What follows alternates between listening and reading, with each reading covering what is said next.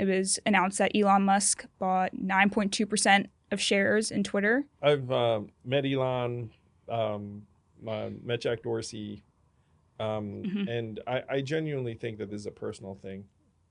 Like I think that Elon and Jack had some convos, and then Elon decided to buy a stake in Twitter. It's passive. He doesn't have any, Hmm. he's also, I can say very much that like Elon's totally overscheduled and has like other things on his mind. It seems like a massive investment, but for him, I mean, it's like 1% or so of his net worth. Like, But culturally, it's crazy. culturally, it's crazy. The fact is, Twitter, in terms of social media businesses, is not a great business.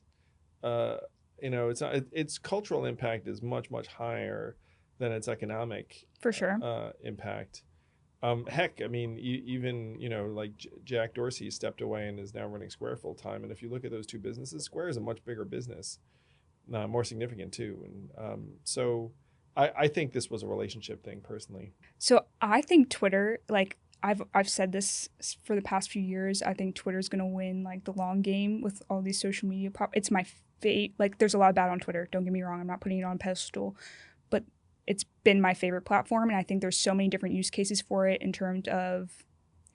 I said this last podcast, but it's kind of what LinkedIn wishes it could be in terms of Well, content. so I had the most singular set of Yeah. Twitter experiences. So check it out. Imagine being like a relatively anonymous guy, ran for president of the United Yes. States, and then went It's from powerful. whatever 5,000 Twitter followers to 1.2 million Twitter Hmm. followers over the course of, I don't know, like 15 months, 18 months, whatever it was. Hmm. And so in that 1.2 million people, were a lot of people who I had heard of, or in some cases was a fan of.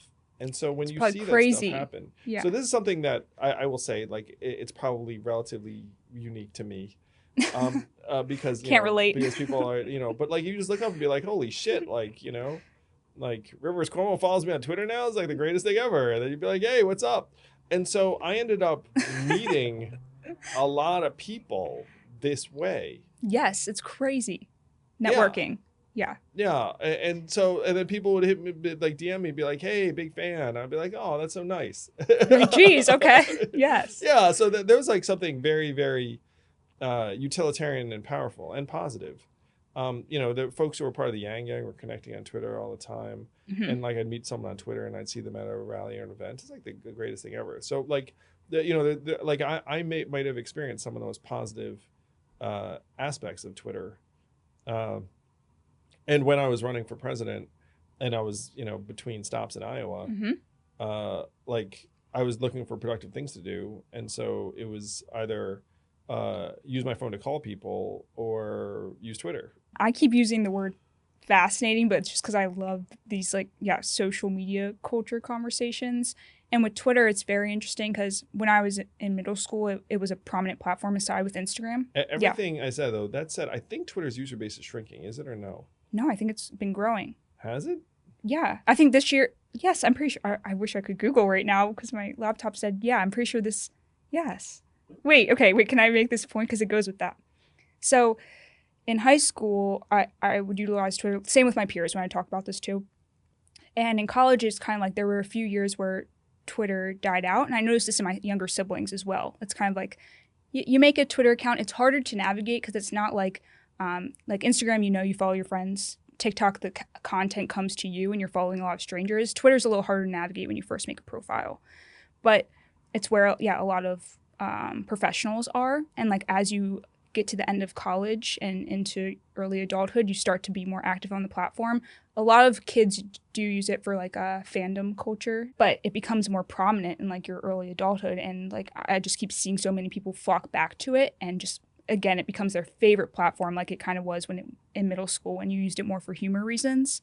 It's like this weird cycle with Twitter, and like you go back to loving it, and it's just super great in like your adulthood. But to the point back to Elon and the talk about freedom of speech, it's going to be interesting to see how that plays out and what his kind of hopes are in regards to Twitter and freedom of speech, because Mark Zuckerberg talked about this on the Lex Fridman podcast about one of the biggest critiques is regarding freedom of speech. And Mark was like, what would you do?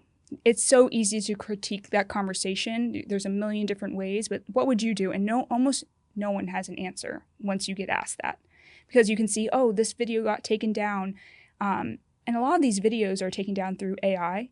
And even Mark Zuckerberg got grilled a few years ago in front of Congress because, yeah, content moderators were being paid a typical minimum wage, but they're sitting there all day watching. Just looking at the worst of human nature and losing their minds. They're all Literally. like in therapy. Literally. So a human should not have to do that. And so then you have to rely on AI. And of course, there's going to be flaws in that. And when you have these crazy clickbait headlines, whether it's on YouTube. The stuff like I get frustrated when I hear Zuckerberg's response to stuff like that. Yes. It's like, look, you're making gajillions of dollars. And your approach to this is essentially, it's like, hey, we're going to try and curb the most rancid stuff. Here's some countermeasures, like leave us alone. And then part of it's like, look, man, like you could do bigger things that probably hurt your bottom line. Like there should be like no, so the like what someone said is, it's like the algorithm should not be feeding into this stuff. Like you're profiting from a lot of these things and then complaining about it.